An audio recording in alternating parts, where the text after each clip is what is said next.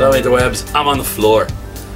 Surrounded by anime that, don't get excited, I'm not reviewing them. I'm just not allowed to move them, and if I wanted to use the room, these were the terms I agreed to. But I get to wrap myself in a cool funky green belt. It smells like lead. Alright, let's review some comical books. I am Sebastian.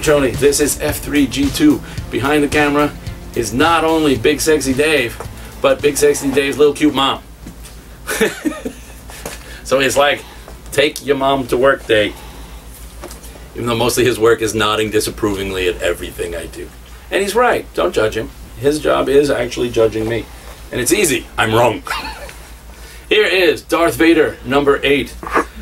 Continues to be the best and the worst for me to review. Because, I thought it had gotten good. It does, it has gotten, but Kieran Gillen writes a great Darth Vader. And this team that he convinced me of their merits last time, the story goes on, and they're just, it's like there's two separate books here. Ultimately, the supporting cast, I would love them in their own book, but I think they detract from Vader, and they've almost pulled whatever it is that the people, that Whovians complain Stephen Moffat had the companions do lately, where the story seems to be more companion-based and Doctor Who's just there for the ride. This seems to be more about his little supporting cast and, you know, a dark C-3PO looking droid that really just wants to torture humanoid creatures is funny, but not funny enough to be, like, re-hit on every issue. So the Vader stuff is great though, and I will forgive everything else for that. And the other stuff is good, it just seems like it shouldn't be in a Vader book, is ultimately my point. Midnighter number 3 continues to be great. So much better than I dared to think Midnighter was going to be. In this issue, he beats the crap out of a supervillain who truly deserves to have the crap kicked out of him. It's Multiplex, the lame self-cloning villain of Firestorm fame. And when he comes in and announces that it's me, the guy with 100 clones of himself, Midnighter doesn't even know what to do with himself. He's like, my God, I guess I do know when my birthday is after all. This is great, because all he wants to do is beat the crap out of 300 of this same guy. And he does. And even story-wise, the internet is alight with the fact that this has been called one of the best depictions of a gay superhero. And I was heartbroken when they had him. They said that for this series he would be broken up with Apollo, but you get a little bit of Apollo in flashbacks, and you get, forget gay, straight, whatever, you get some of the best relationship dialogue and just depiction of a relationship going on the rocks through this, and that's just some good stuff. The Omega Man. There's a lot of things that I thought they canceled that. No. Well, maybe they did for later, but we're only up to number 3. It's building better, but it's still, I don't know, it's still finding itself, and it's kind of done weirdly. I mean, interestingly, but you always kind of have to, it's an acquired taste, is I think what I'm trying to say. Civil War number 2 for the Civil War world part of the Battle World and Secret Wars. This is good. It's like years later, the Civil War is still raging, and Cap and Tony have split the world into two. You know, the United States is now 2 nations, the blue and the iron, and they just continue to fight the Civil War. But Tony is starting to suspect that both sides are being played. And unfortunately, for him, this time out, he's the one who's actually starting to think rationally. And the other guys are all jumped because they're still just blaming him on everything. Because really, if Tony Stark says, wait, it wasn't me, someone setting me up, why would you believe Tony Stark? You wouldn't. You wouldn't. Guardians team up, A Tale of Two Peters. Peter Parker and Peter Quill meet and fight the Black Cat. And it's drawn by Javier Pulido. And it's beautiful, and it is fun, and you should read that and enjoy it. Siege number 2, I'm lying. I only read 2 pages of this and then remembered. Oh yeah, I didn't read more than like 4 pages of the first one, so I'm not reviewing it because it just doesn't hold me. Airboy continues to be so disturbing, kind of disturbing. Even I can't bring myself to get into in detail with Big Sexy Dave's cute little mom standing in the corner behind the camera. But our heroes, our writers, because the writer and artist of this book are in this book, and up to this point they thought they were hallucinating Airboy, but now Airboy has taken them into his world, his weird comic book version of World War II, where now suddenly they're in black and white and they're surrounded by all of this, like fantasy comic book World War II, and some hanky-panky ensues, literally, as the artist kind of accidentally sleeps with Airboy's girlfriend. And by accidentally, I mean it's on purpose, but she set him up because she's mad at Airboy. There are no words to describe this series. You just need to read it and discover that you're either horrified beyond words for this book, or you love it and everyone else should be horrified beyond words for you. I am in the I love it and everyone should be horrified about me category, but everybody already was, so this changes nothing. Yay, horrible people! Speaking of horrible people, Jupiter's Circle, number 5, the continuing adventures of the Silver Age or Golden Age of the Jupiter's Legacy characters from Mark Millar. And again, we've discussed before that Mark Millar falls into 2 categories with me. Everything he writes is either something that I just can't stand or love. There's no, that was okay. There's either, this is the greatest thing ever, or what the was that? This continues to fall in the greatest thing ever. This is like, it's his Watchmen, ultimately, but somehow, and this is what makes it great, is somehow Mark Millar did something Mark Millar's not known for: restraint. Even with his realistic views and his ways of, and his sense of over the top, he doesn't over the top it on the strife going on behind the scenes with these characters. They are all flawed because otherwise Mark Millar wouldn't write them. But he doesn't over the top and shove it in your face. It's somehow more realistic, and in that makes this just that much more enjoyable. So you should check that out. Outkast.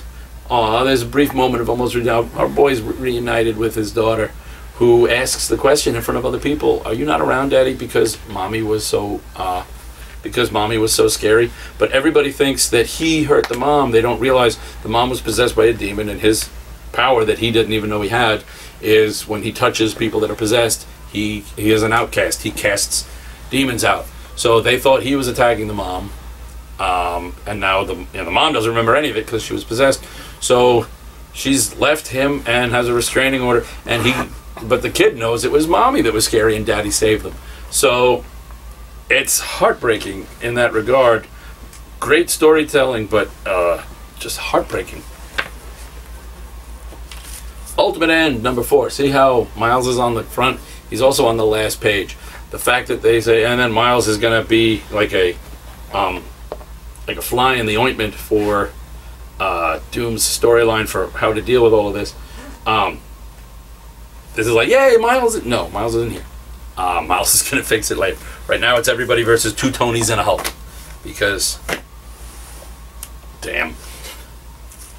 Savage Dragon continues to deal with the fallout of Savage Dragons, of Malcolm Dragons. Is he or isn't he the most potent human being in the world? Because everyone he's been with is suddenly showing up pregnant. But it sort of results, one character either has a change of heart about ruining him, or maybe she was lying the whole time. It's kind of hard to say. Some tough choices for his stepsister, adopted sister, whatever she is, and he and his girlfriend have to deal with the fact that since she's pregnant, and he is an alien whose child's mix would be a chosen one. They tend to have a habit of literally tearing their way out of the mother, with the idea in their culture being that the mother gives her life for the life of the chosen one. But neither he nor his fiance are really in a sacrificing themselves kind of way at the moment. So he's trying to figure out how to have a family, and now how not to have a brand new baby and a bloody smear that used to be his fiance. Amazing Spider-Man, Renew Your Vows. So good. Peter continues to be, and while on the one hand the spider dork in me really wants to get mad at, Peter, the king of with great responsibility, has shifted his responsibilities to family, and now when they're threatened, Peter's a little less than forgiving. And by a little less than forgiving, I mean he keeps seriously messing with people and occasionally killing them. And on the one hand you want to say, but that's not Spider-Man. But on the other hand, his daughter in this is about the same age as my daughter, and I can't help but think, yeah, if Doc Ock came after my daughter, I'm gonna rip his cyber arms off and leave him a withering mess. And no, I'm good with that. It makes kind of sense. But in the end, it looks like the daughter's gonna have her chance to try and help Pete, because he's a little outnumbered there. This is good. Most of the not all, but most of the Secret War spin-offs have been really good. Last Days of Ms. Marvel meets Captain Marvel, and it goes exactly like you think it would. There's a scene where she's standing there and she's like, I gotta keep calm. I don't wanna... She's like, oh my god. Carol freaking Danvers is standing right in front of me, just like I always imagined her, only approximately a foot taller. Be cool, be cool, be cool. It almost works. Her first words are basically, she just screams out, everything sucks except for you! And just wraps her arms around Carol Danvers. And Carol's like, whoa, hi, hello, hey. So the two of them team up in the face of the end of the world, and it's really, really just great storytelling. It continues to be one of the best books. The fox and a bunch of meerkats apparently stand on my wife's hip. I've seen this view before. I'm gonna find her fox undies. This wraps up the storyline of his son and wife getting into superheroing, and leaves him still the freak magnet that he is. There are some great lame villains and some hard choices. Good stuff. Good stuff. The Woods, number 15. Oh, everybody's relationship is... I love this book. This is the... private school was yanked away to an alien planet that it turns out is kind of a hodgepodge of people from different worlds, creatures and people from different worlds, different places, and even humans from various different timelines. And nobody really gets along, and there's a greater power to the world, and there's a reason it takes people that we're still not quite privy to, but basically it just likes to see, well, it's like, okay, and if we give them this, what'll they do? And they do some interesting stuff. Negation. Spider Island.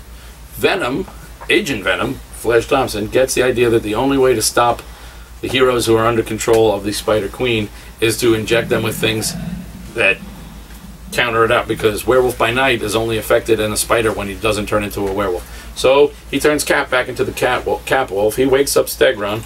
He turns Captain Marvel injects her with the same stuff, so she becomes like Morbius the living vampire.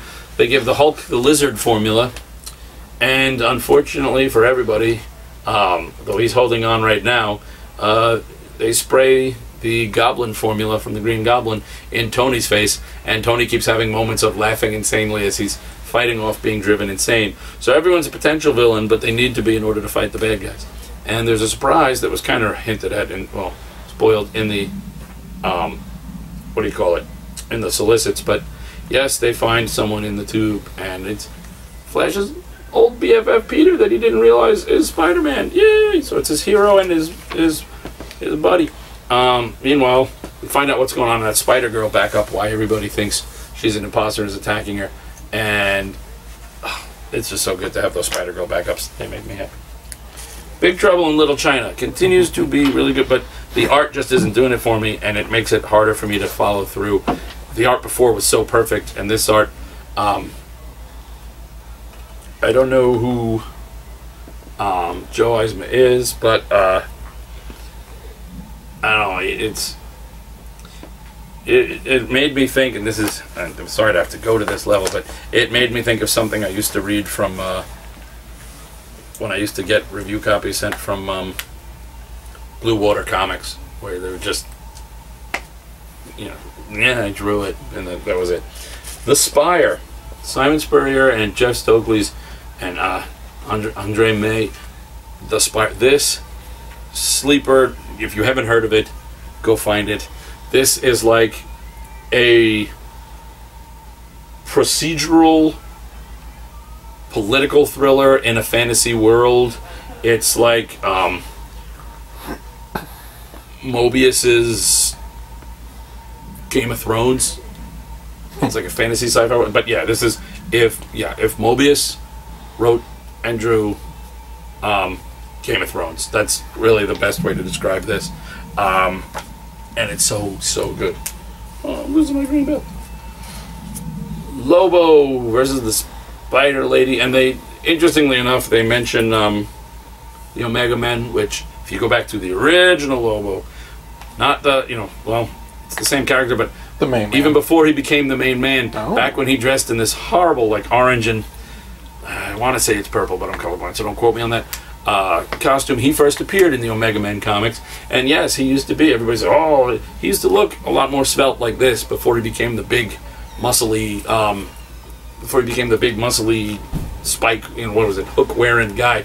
So, really, it's just a quick reminder that for everyone who thinks they know who Lobo is, they're forgetting Lobo's actual origins. But, I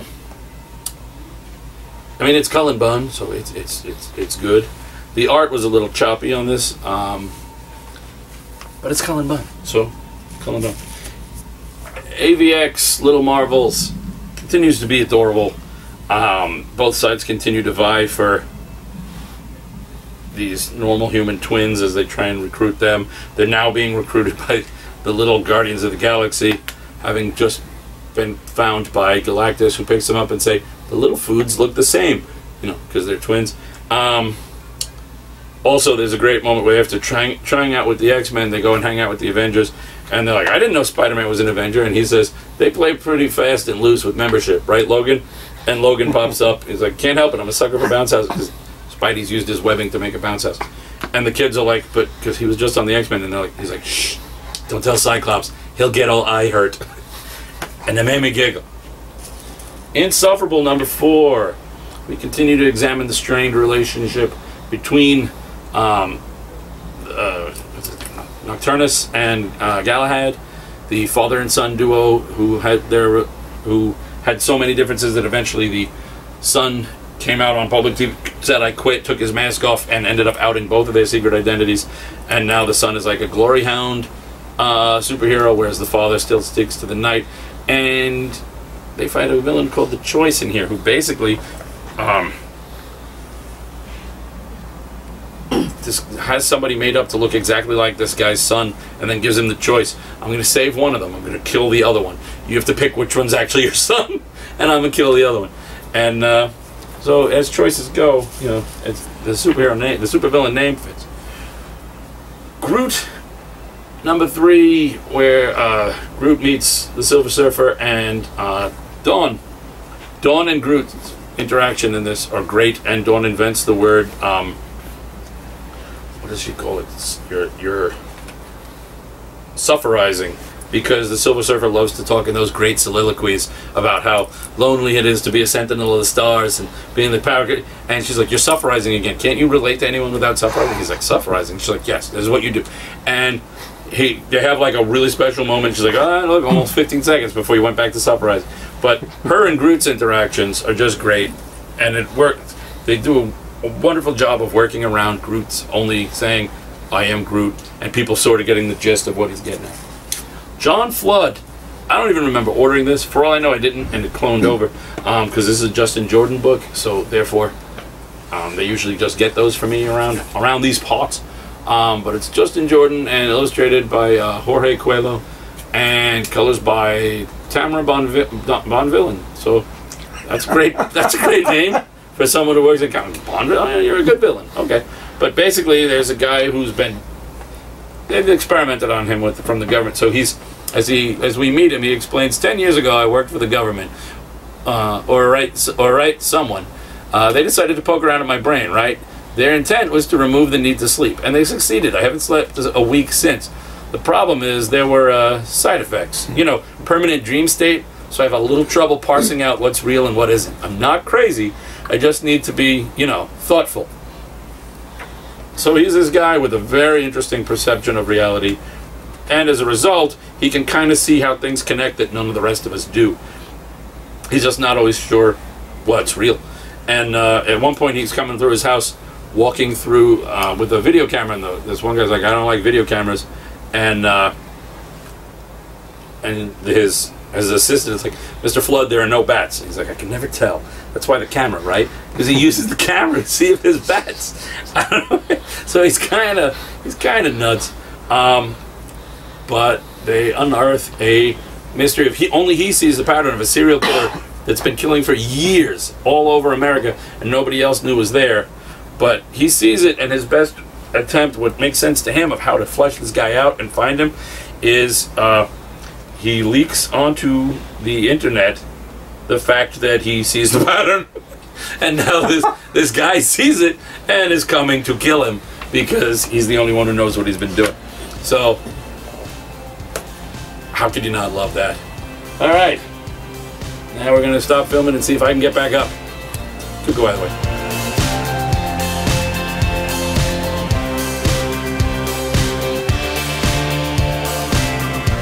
Thanks for watching another video from Gonna Geek.